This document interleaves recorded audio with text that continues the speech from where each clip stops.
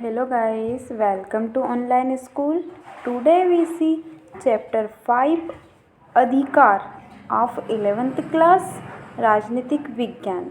Watch the video from start to end. If you like the video then please like and share.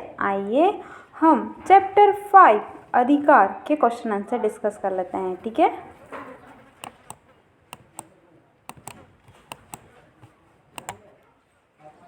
Question number first देखेंगे. अधिकार क्या है और वे महत्वपूर्ण क्यों है? अधिकार क्या है और वे महत्वपूर्ण क्यों है? अधिकारों का दावा करने के लिए उपयुक्त आधार क्या हो सकते हैं? ठीक है, इसका आंसर देखेंगे. अधिकार का अर्थ यह है कि मनुष्य के सामाजिक जीवन की वे परिस्थितियाँ. अधिकार का अर्थ यह है कि मनुष्य के सामाजिक जीवन की वे परिस्थितियाँ जिनके द्वारा मनुष्य अपना विकास कर सकता है, जिसके द्वारा मनुष्य अपना विकास कर सकता है तथा अधिकारों के बिना मनुष्य अपना विकास नहीं कर सकता है. जिस देश में नागरिकों को अधिकार प्राप्त नहीं होते हैं, जिस देश में नागरिकों को अधिकार प्राप्त नहीं होते हैं, वहाँ का नागरिक अपना विकास नहीं कर सकते. ठीक है. राज्य के द्वारा दिए गए अधिकारों को देखकर ही उस राज्य को अच्छा या बुरा कहा जा सकता है. ठीक है. लास्की के अनुसार देखेंगे. लास्की के अनुसार अधिकार सामाजिक जीवन की वे परिस्थितियां हैं. अधिकार सामाजिक जीवन की वे परिस्थितियां हैं जिनके बिना साधारण कोई मनुष्य अपना विकास नहीं कर सकता है. ठीक है. हॉलैंड के अनुसार देखेंगे डेफिनेशन. अधिकार एक व्यक्ति के द्वारा दूसरे व्यक्ति के कर्तव्यों को समाज में मन और शांति द्वारा प्रभावित करने की क्षमता है. अधिकार एक व्यक्ति के द्वारा दूसरे व्यक्ति के कर्तव्यों को समाज के मन और शांति द्वारा प्रभावित करने की क्षमता है. अधिकार उन बातों का प्रतीक है जिन्हें समाज के सभी लोगों के सम्मान और गरिमा का जीवन बसर करने के लिए महत्वपूर्ण और आवश्यक समझते हैं. ठीक है. उदाहरण के लिए देखेंगे.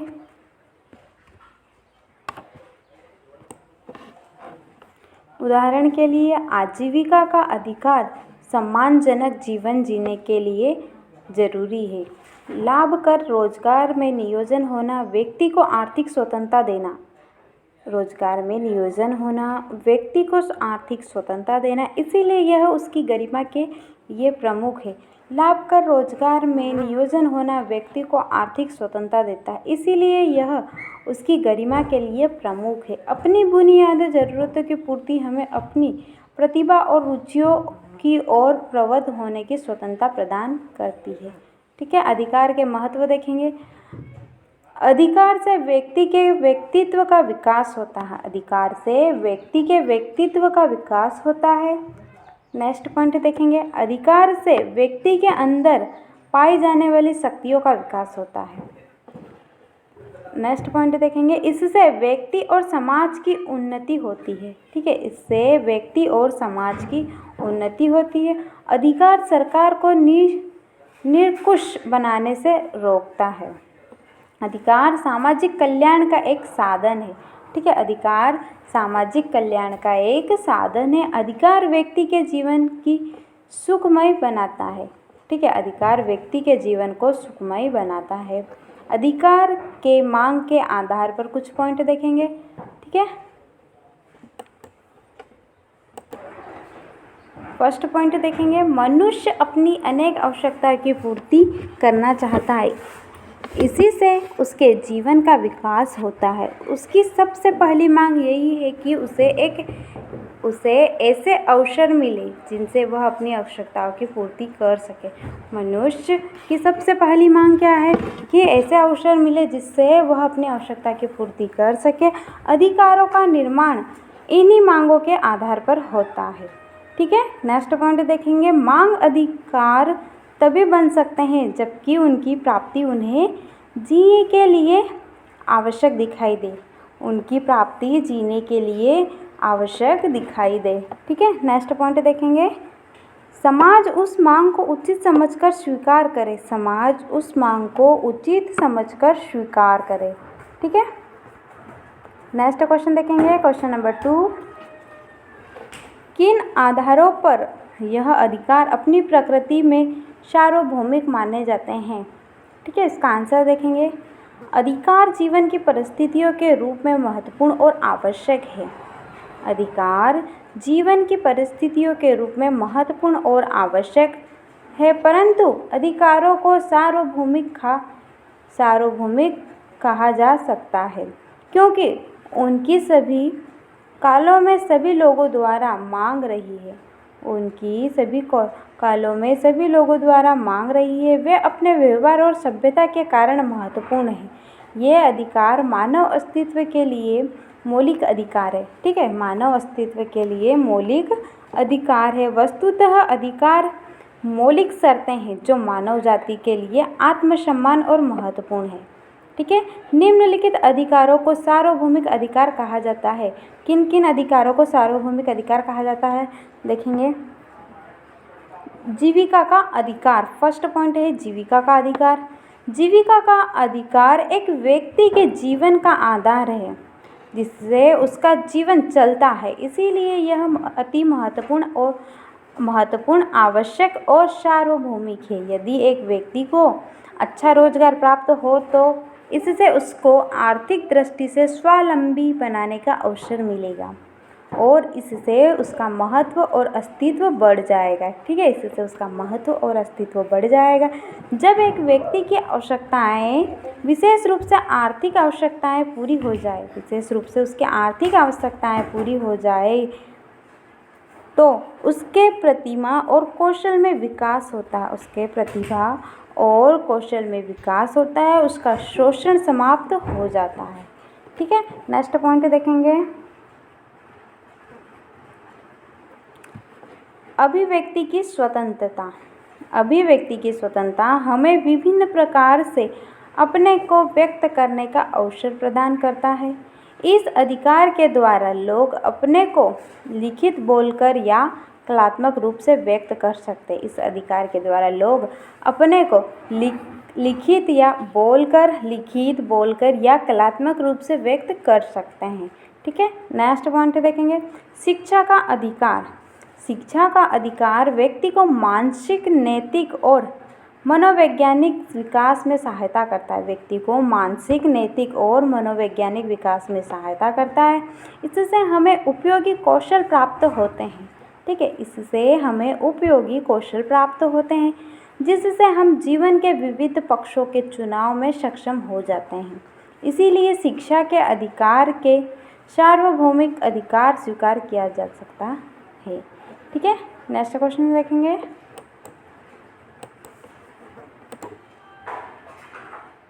क्वेश्चन नंबर 4 देखेंगे। राजनीतिक, आर्थिक और सांस्कृतिक अधिकारों में अंतर बताइए। हर प्रकार के अधिकार के उदाहरण भी दीजिए। ठीक है, हमें यहाँ पर राजनीतिक, आर्थिक और सांस्कृतिक अधिकारों में अंतर बताना है। ठीक है, और उनके उदाहरण भी देना है। ठीक है, इसका आंसर देखेंगे। समाज के लोगों को विभिन्न प्रकार की दशाओं और सुविधाओं की आवश्यकता होती है।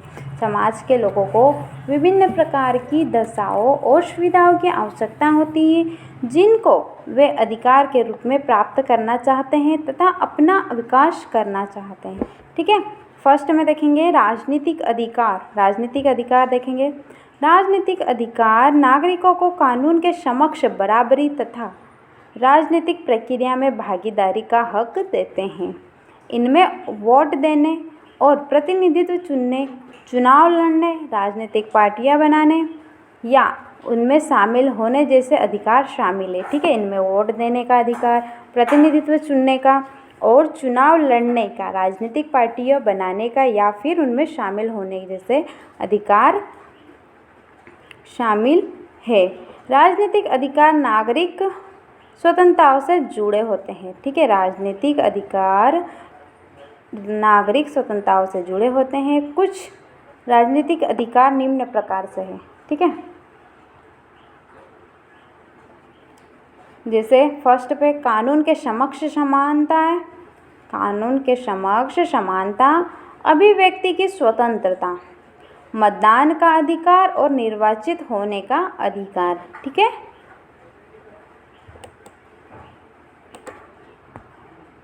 नेक्स्ट देखेंगे आर्थिक अधिकार। आर्थिक अधिकार वे अधिकार होते हैं जो मनुष्य की आवश्यकता की पूर्ति करते हैं, जैसे भोजन, कपड़ा, मकान, विश्राम और रोजगार आदि। ठीक है, आर्थिक अधिकार वे अधिकार होते हैं जो मनुष्यों की आवश्यकता की पूर्ति करते हैं, जैसे कि भोजन हुआ, कपड़ा हुआ, मकान हुआ, विश्राम और रोजगार आदि। राजनीतिक और आर्थिक अधिकार एक दूसरे से जुड़े हुए हैं। ठीक है, मुख्य आर्थिक अधिकार निम्नलिखित है, जैसे कि कार्य करने का अधिकार, आवास एवं कार्य करने की उचित दशाएं, आवास एवं कार्य करने की उचित दशाएं, रोजगार का अधिकार, पर्याप्त मजदूरी का अधिकार और विश्राम का अधिकार। ठीक है, नेक्स्ट देखेंगे सांस्कृतिक अधिकार। ठीक है, सांस्कृतिक अधिकार वे अधिकार होते हैं जो मानव के विकास, सुव्यवस्थित जीवन के लिए, उत्तेजनात्मक, मनोवैज्ञानिक और नैतिक विकास के लिए महत्वपूर्ण हैं। ठीक है, मुख्य सांस्कृतिक अधिकार निम्नलिखित, जैसे प्राथमिक शिक्षा प्राप्त करने का अधिकार, स्थानीय वेशभूषा, त्यौहार, पूजा और उत्सव मनाने का अधिकार। स्थानीय वेशभूषा, त्यौहार, पूजा और उत्सव मनाने का अधिकार, शिक्षित संस्थाओं की स्थापना का अधिकार, शैक्षिक संस्थाओं की स्थापना का अधिकार। ठीक है, नेक्स्ट क्वेश्चन देखेंगे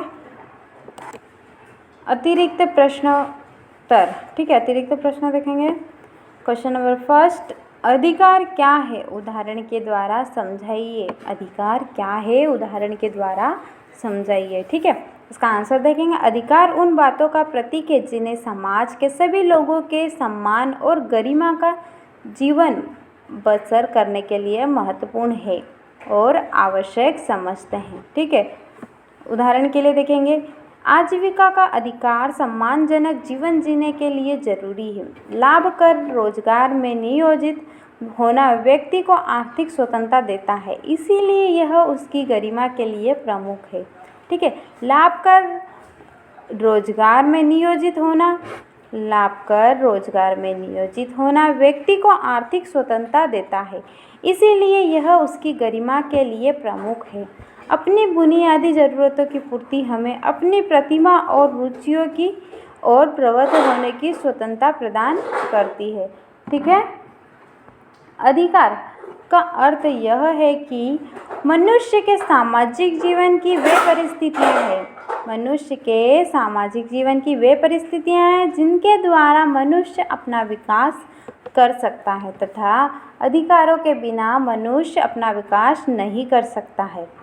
जिस देश में नागरिकों को अधिकार प्राप्त नहीं होता है वहाँ के नागरिक अपना विकास नहीं कर सकते हैं। ठीक है, जिस देश में नागरिकों को अपना अधिकार नहीं प्राप्त होता है वहाँ के नागरिक अपना विकास नहीं कर सकते हैं। राज्य के द्वारा दिए गए अधिकारों को देखकर ही उस राज्य को अच्छा या बुरा कहा जा सकता है। ठीक है, लास्की के अनुसार डेफिनेशन देखेंगे। अधिकार सामाजिक जीवन की वे परिस्थितियां हैं जिनके बिना साधारण कोई मनुष्य अपना विकास नहीं कर सकता है। ठीक है,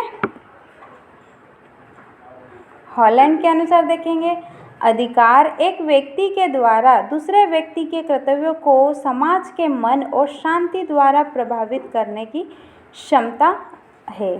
ठीक है, नेक्स्ट क्वेश्चन देखेंगे, क्वेश्चन नंबर 2। अधिकारों की दावेदारी से आप क्या समझते हैं? अधिकारों की दावेदारी से आप क्या समझते हैं? ठीक है, इसका आंसर देखेंगे।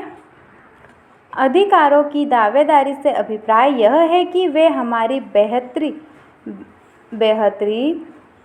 के लिए आवश्यक है। ये लोगों को उनकी दक्षता और प्रतिभा विकसित करने में सहयोग देते हैं।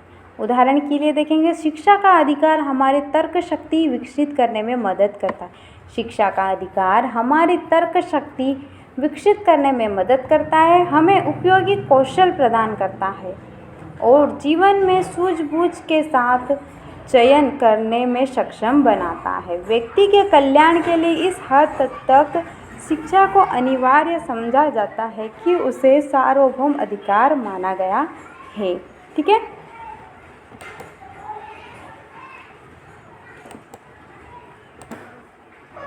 क्वेश्चन नंबर 3 देखेंगे, नागरिक स्वतंत्रता का क्या अर्थ है। ठीक है, इसका आंसर देखेंगे, नागरिक स्वतंत्रता का अर्थ है स्वतंत्रता और निष्पक्ष न्यायिक जांच का अधिकार, विचारों की स्वतंत्रता, अभिव्यक्ति का अधिकार, प्रतिवाद करने तथा असहमति प्रकट करने का अधिकार। नागरिक स्वतंत्रता और राजनीतिक अधिकार मिलकर किसी सरकार की लोकतांत्रिक प्रणाली की बुनियादी का निर्माण करते हैं। ठीक है, क्वेश्चन नंबर 4 देखेंगे, भारतीय संविधान में नागरिकों को कौन से मूलभूत अधिकार दिए गए हैं। भारतीय संविधान में नागरिकों को कौन से मूलभूत अधिकार दिए गए हैं। इसका आंसर देखेंगे, भारतीय संविधान में नागरिकों को निम्नलिखित मूलभूत अधिकार दिए गए हैं। फर्स्ट, समानता का अधिकार, सेकंड, स्वतंत्रता का अधिकार, शोषण के विरुद्ध अधिकार, धार्मिक स्वतंत्रता का अधिकार, शिक्षा और सांस्कृतिक का अधिकार। ठीक है, और नेक्स्ट देखेंगे, संवैधानिक उपचार का अधिकार। ठीक है, नेक्स्ट क्वेश्चन देखेंगे, क्वेश्चन नंबर 5, मौलिक अधिकार से आप क्या समझते हैं। मौलिक अधिकार से आप क्या समझते हैं। इसका आंसर देखेंगे, मौलिक अधिकार वे अधिकार होते हैं जिनके बिना किसी देश के लोकतांत्रिक व्यवस्था के नागरिक अपना विकास और उन्नति नहीं कर सकते हैं। ठीक है, जिनके बिना किसी देश के लोकतांत्रिक व्यवस्था के नागरिक अपना विकास और उन्नति नहीं कर सकते हैं, जैसे जीवन का अधिकार, समानता का अधिकार, स्वतंत्रता का अधिकार, शिक्षा व संस्कृति का अधिकार आदि। ठीक है, जिन कारणों से इसे मौलिक अधिकार कहा जाता है वे निम्न है। ये अधिकार व्यक्ति के व्यक्तित्व के विकास के लिए अति आवश्यक है। ये अधिकार व्यक्ति के व्यक्तित्व के विकास के लिए अति आवश्यक है। ये अधिकार इसलिए भी मौलिक कहे जाते हैं क्योंकि देश के संविधान में इनका उल्लेख कर दिया गया है। कर दिया गया है और दिन प्रतिदिन बदलने वाली सरकारें अपनी स्वार्थ पूर्ति के लिए इनमें स्वेच्छा से परिवर्तन नहीं कर सकते हैं। ठीक है, नेक्स्ट पॉइंट देखेंगे, ये अधिकार न्याय योग्य होते हैं। ये अधिकार न्याय योग्य होते हैं। ठीक है, नेक्स्ट क्वेश्चन देखेंगे, क्वेश्चन नंबर 6, अधिकार किस प्रकार राज्य को प्रभावित करते हैं। अधिकार किस प्रकार राज्य को प्रभावित करते हैं। इसका आंसर देखेंगे, अधिकार निम्न प्रकार से राज्य को प्रभावित कर सकते हैं। ठीक है, करते हैं है ना। फर्स्ट पॉइंट देखेंगे, राजनीतिक एक अन्य सभी प्रकार के अधिकार राज्य से प्राप्त किए जाने वाले मांग और दावे हैं। इसीलिए अधिकार मांग एवं दावों के रूप में राज्य की प्रभुत्व को सीमित करते हैं और रखते हैं। ठीक है, नेक्स्ट पॉइंट देखेंगे, अधिकार राज्य को किसी कार्य को करने या न करने की ओर निर्देश करते हैं। राज्य को किसी कार्य को करने या न करने की ओर निर्देश करते हैं। ठीक है, नेक्स्ट पॉइंट देखेंगे, अधिकार राज्य को कुछ करने या कुछ मांगे मनवाने के भी विवश करते हैं। ठीक है, कुछ मांगे मनवाने के लिए भी विवश करते हैं। ठीक है, नेक्स्ट पॉइंट देखेंगे, अधिकार राज्य की लोगों के लिए सुधार करने या कार्य करने की प्रेरणा देते हैं। अधिकार राज्य के लोगों के लिए सुधार करने या कार्य करने की प्रेरणा देते हैं। ठीक है, नेक्स्ट क्वेश्चन देखेंगे, क्वेश्चन नंबर 7, भारतीय संविधान में दिए गए मौलिक अधिकारों के नाम बताइए। भारतीय संविधान में दिए गए मौलिक अधिकारों के नाम बताइए। ठीक है, इसका आंसर देखेंगे, भारतीय संविधान में 7 मौलिक अधिकार थे। भारतीय संविधान में 7 मौलिक अधिकार थे, परंतु सन 1979 में 44वें संशोधन के द्वारा संपत्ति के अधिकार को हटा दिया गया। अतः अब 6 मौलिक अधिकार रह गए जो निम्नलिखित हैं। ठीक है, फर्स्ट, समानता का अधिकार, स्वतंत्रता का अधिकार, शोषण के विरुद्ध अधिकार, धार्मिक स्वतंत्रता का अधिकार, शिक्षा और संस्कृति का अधिकार, संवैधानिक उपचार का अधिकार। ठीक है।